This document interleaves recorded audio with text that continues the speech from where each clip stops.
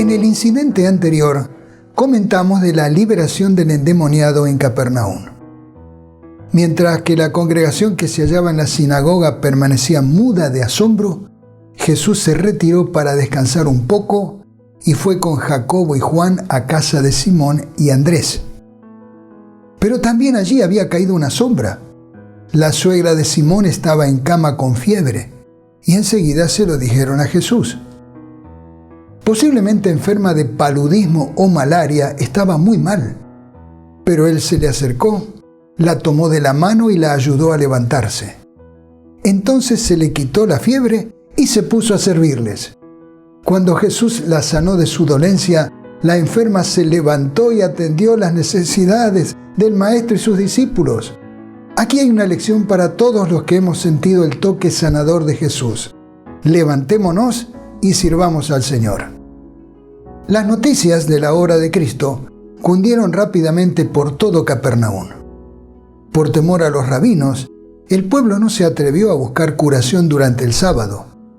Pero al atardecer, cuando ya se ponía el sol, la gente le llevó a Jesús todos los enfermos y endemoniados, de manera que la población entera se estaba congregando a la puerta.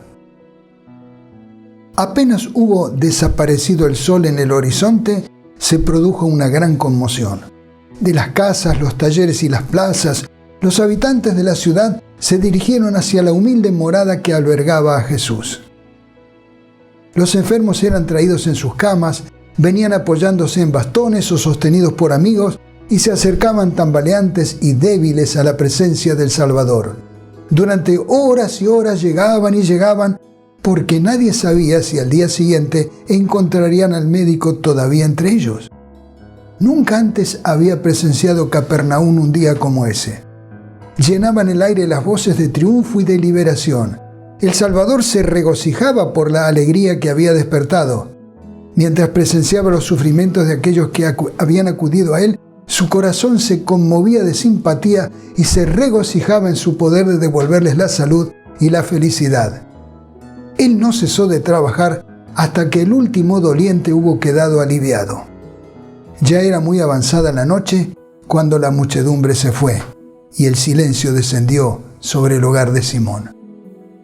Había terminado el largo día lleno de excitación y Jesús buscó descanso.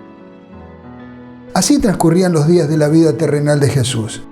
A menudo despedía a sus discípulos para que visitaran sus hogares y descansasen, pero resistía amablemente a sus esfuerzos de apartarle de sus labores. Durante todo el día trabajaba enseñando a los ignorantes, sanando a los enfermos, dando vista a los ciegos, alimentando a la muchedumbre, y al anochecer, o por la mañana temprano, se dirigía al santuario de las montañas para estar en comunión con su Padre. Muchas veces pasaba toda la noche en oración y meditación y volvía al amanecer para reanudar su trabajo entre la gente. No fue diferente en aquel memorable día.